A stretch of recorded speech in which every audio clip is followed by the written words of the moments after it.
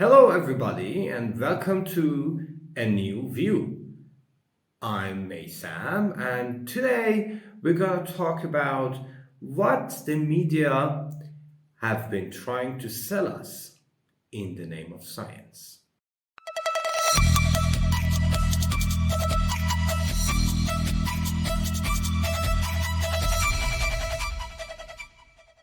Well, how much do you know about Darwinism? Let's watch a documentary called Expelled, and then we will continue.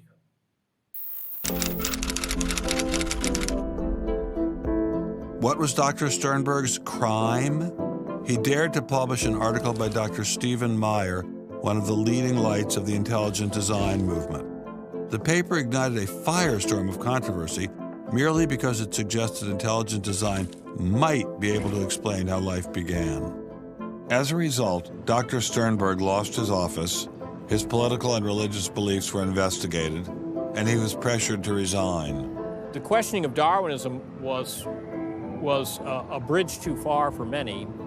The mentioning of intelligent design that occurs at the end of the paper was over the top. And I think the intelligent design proponents have raised a number of very important questions. And you wanted to get those questions brought up and discussed. Placed on the table. Placed on the table. People were so upset about it. They were so upset that you could see they had a physical emotional reaction. Wow. They were saying that Stephen C. Meyer is a well-known Christian, that Stephen C. Meyer is an intelligent design proponent, that Stephen C. Meyer is a Republican.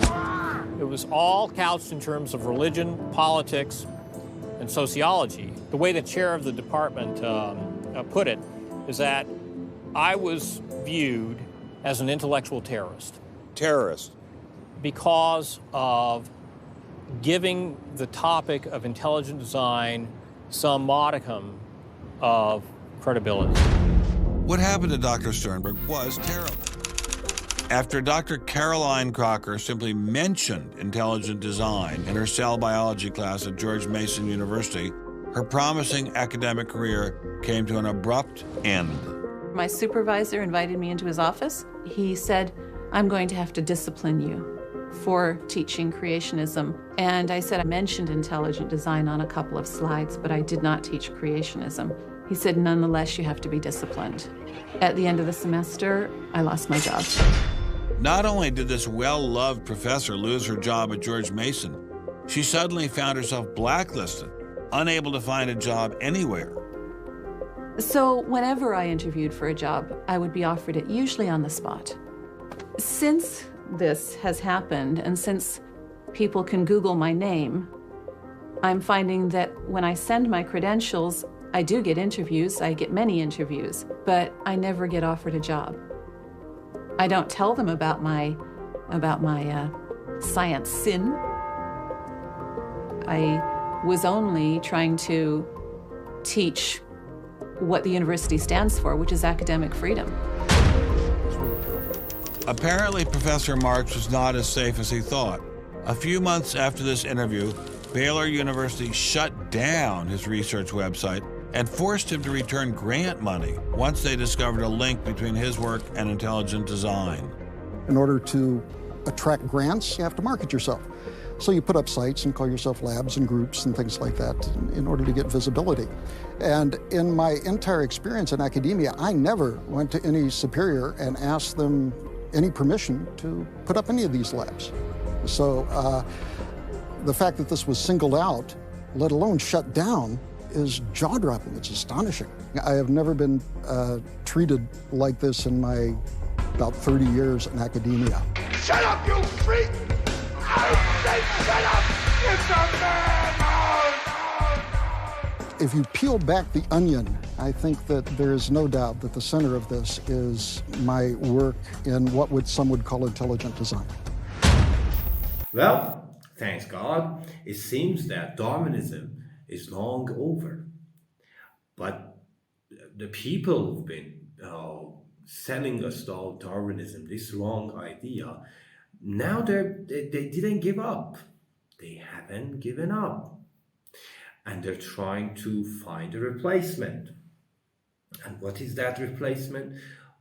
That is something that needs to be interesting, that needs to be shining, and at the same time, it needs to be strange, hard to prove. The best case, UFOs. These UFOs, they've been here for a long time. They've had advanced technologies, those ships, those spaceships, that they are great, they're big, they're huge, and they came to Earth thousands of years ago. They created us, all of us, and gave us some rules. This is what they say. They gave us some rules to run our world with. And now that they see that we are advanced enough to think about genes and genetics, and we are about to discover what's going on, they're coming back to tell us what they need us to do. This, ladies and gentlemen, is what they're trying to tell us. Now, in order to make all this stuff real, they need a number of things. They need documents, they need films, they need culture, and most importantly, they need a religion.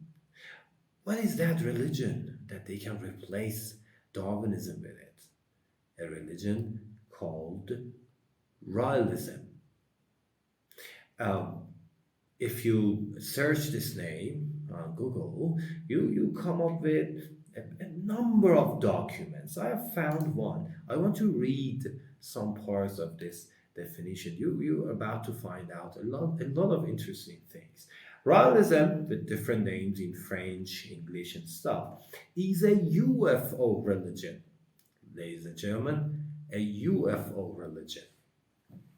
Founded in 1970s, France, by Claude Warren, now known as Rael. The guy calls himself the Rael. Scholars of religion, scientists, they classified this new religion as a new religious movement. The group is formalized as the International Raelism Movement, IRM, or Raelian Church. Yeah, they have a church too. A hierarchical organization under the leadership of Rael. We're going to know about this guy.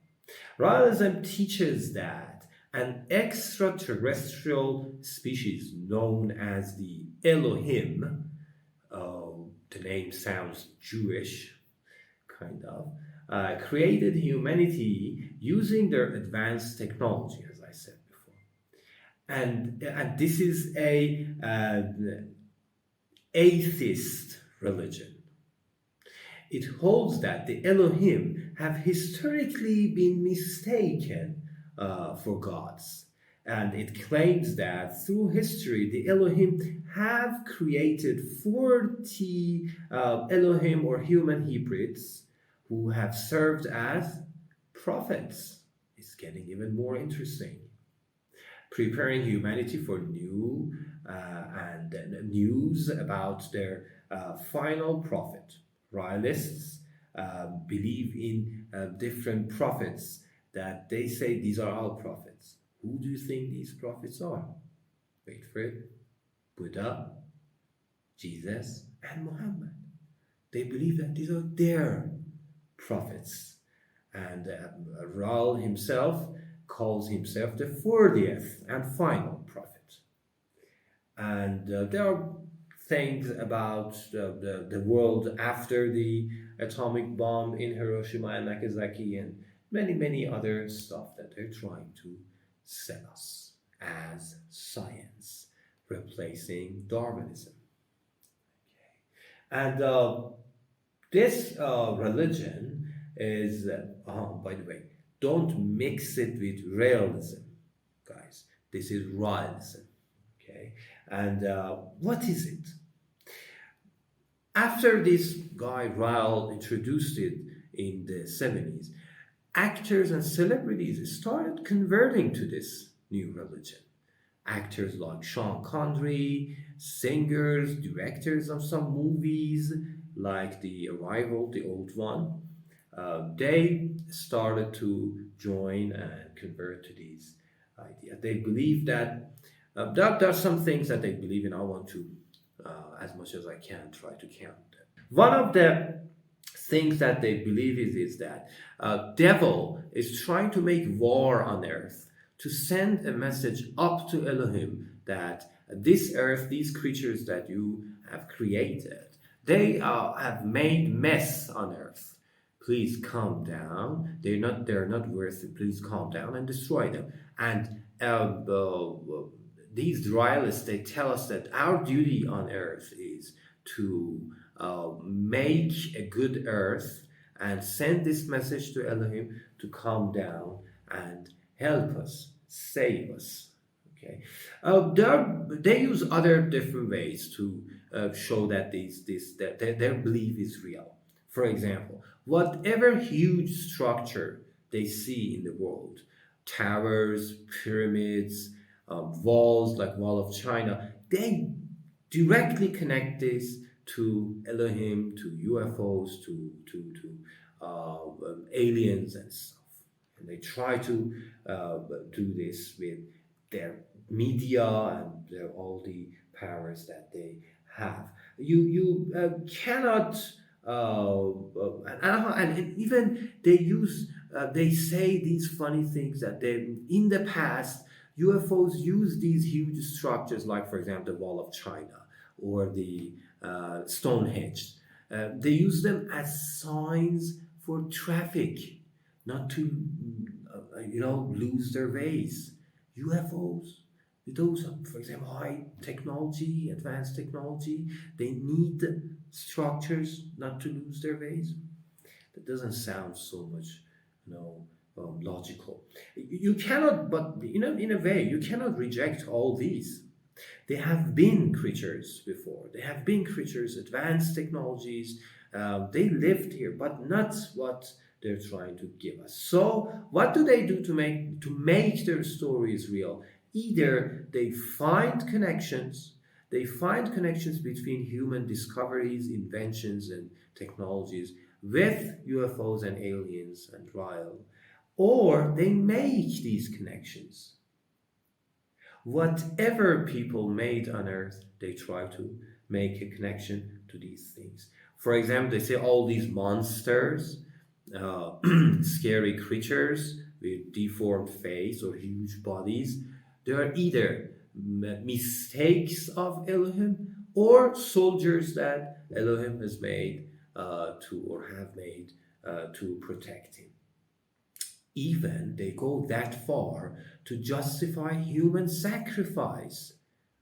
They say that God at night disappears, goes away, and in order to prove to God that we are loyal to them, we need to kill the most beautiful woman, the strongest man, beautiful kids. We need to kill them, and they did it in the middle of the night. They sacrificed, and then in the morning, when sun just simply came up, they say that, look, God is happy now, and we have the day.